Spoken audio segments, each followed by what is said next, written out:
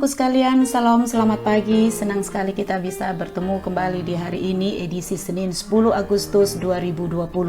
Pastinya kita semua berada dalam keadaan yang sehat, yang penuh dengan semangat, hati yang gembira, dan tentunya dengan rasa syukur yang luar biasa atas berkat Tuhan hari ini yang Tuhan masih izinkan sehingga kita masih berada di kesempatan hari ini. Nah, anak-anakku sekalian, pada kesempatan hari ini kita akan membahas masih tentang materi yang kemarin tentang teks berita untuk pertemuan yang ketiga. Nah, anak-anakku, tentunya pada pertemuan yang pertama dan kedua materinya masih sangat segar di ingatan kalian ya. Itu kemarin kita membahas tentang pengertian teks berita, tentang ciri-cirinya, unsur-unsurnya, dan bagaimana kita membahas atau pelajari tentang struktur dan kaidah-kaidah dari sebuah teks berita.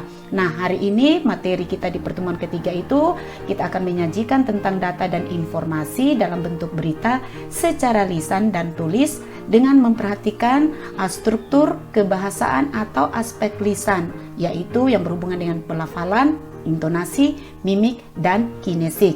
Nah, dari materi ini ada 3 hal penting yang kita harus perhatikan, yaitu tentang bagaimana pentingnya berita itu, penyampaian beritanya, dan tentang penyuntingan berita. Nah, yang pertama pentingnya berita. Berita itu memiliki peran penting karena banyak manfaat yang kita peroleh setelah kita membaca sebuah berita. Nah, hasil dari kita membaca itu ada pemaknaan yang kita dapat. Nah, dari pemaknaan itu memungkinkan kita untuk dapat menceritakan kembali berita yang kita peroleh. Nah, yang kedua anak-anakku, tentang penyampaian informasi. Informasi yang disampaikan itu bukan berarti bahwa kita menghafal berita tersebut, tetapi hanya dengan memahami ide-ide pokok yang ada dalam berita tersebut. Nah, berdasarkan ide-ide pokok tersebut, maka kita dapat menceritakan kembali berita tersebut dengan benar dan ringkas, baik secara tulis maupun secara lisan. Nah, bagaimana kita menyampaikan berita yang kita peroleh tadi setelah kita membaca? Nah, ada 4 langkah yang harus kita perhatikan.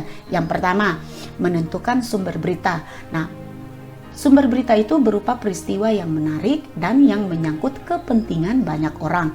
Kedua, kita mendatangi sumber berita atau narasumber dengan mengamati langsung dan mewawancarai dengan orang-orang yang berhubungan dengan peristiwa itu ya, atau yang mengetahui tentang persoalan itu. Ketiga, kita mencatat fakta-fakta dengan berkerangka pada pola adik simba. Dari fakta-fakta yang kita catat tadi berdasarkan adik simba itu, lalu kita diminta untuk mengembangkan catatan tersebut menjadi sebuah teks berita yang utuh yang disajikan mulai dari bagian yang paling penting ke bagian yang kurang penting, tentunya dengan memperhatikan struktur dan kaidah-kaidahnya.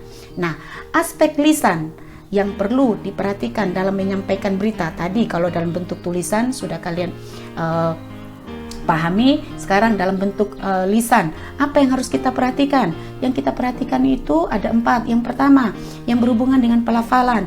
Nah, pelafalan itu adalah cara seseorang mengucapkan bunyi bahasa. Bunyi bahasa itu seperti apa, Ibu? Yang kita ucapkan itu, kata-katanya harus jelas supaya orang yang mendengar itu juga jelas apa yang kita sampaikan, pesan apa, informasi apa yang kita sampaikan. Kedua, intonasi.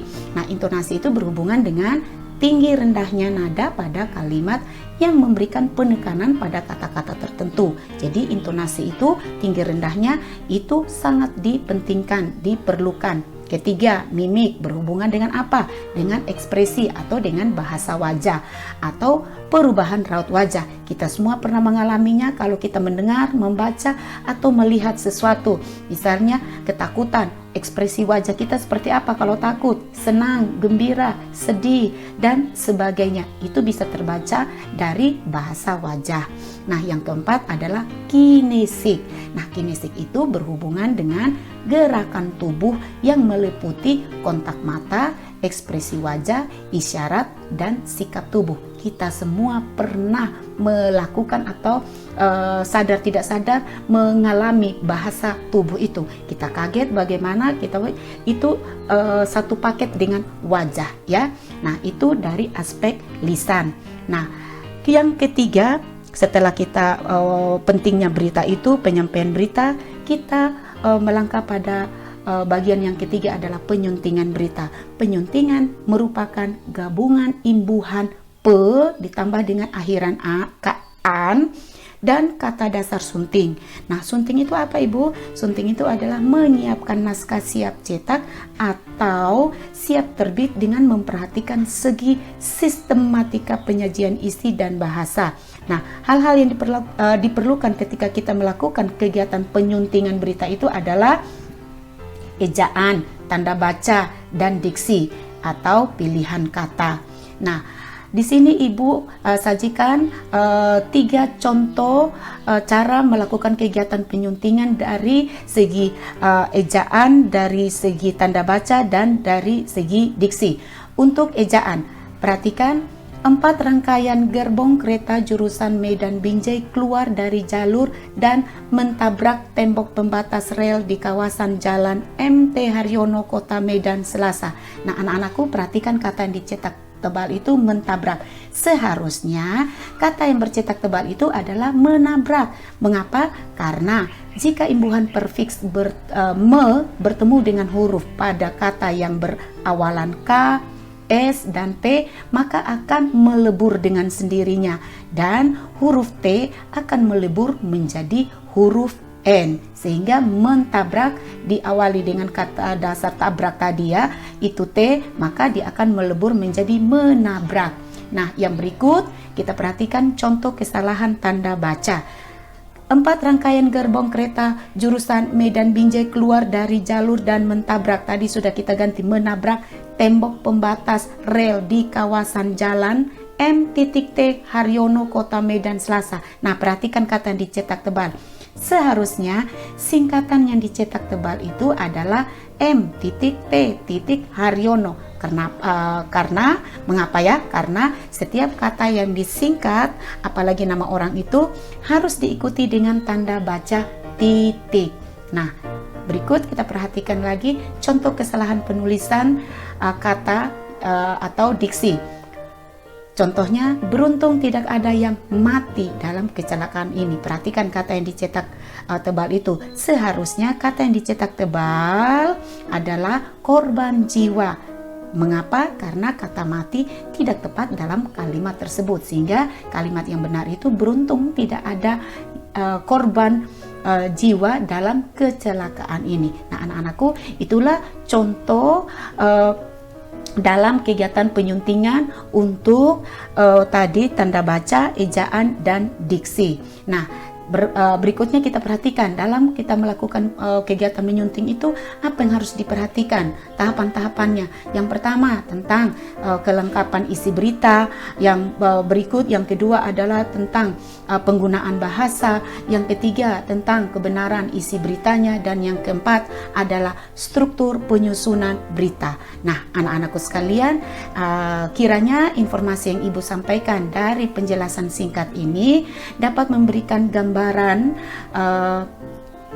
sederhana kepada kalian tentang materi kita hari ini, yaitu tentang bagaimana menyampaikan informasi dalam bentuk berita. Ada 3 tadi yang harus diperhatikan, ya anak-anakku, tentang pentingnya berita, tentang penyampaian berita, dan penyuntingan berita. Lebih kurangnya kalian dapat membaca pada buku paket pegangan siswa pada halaman 18 sampai 25.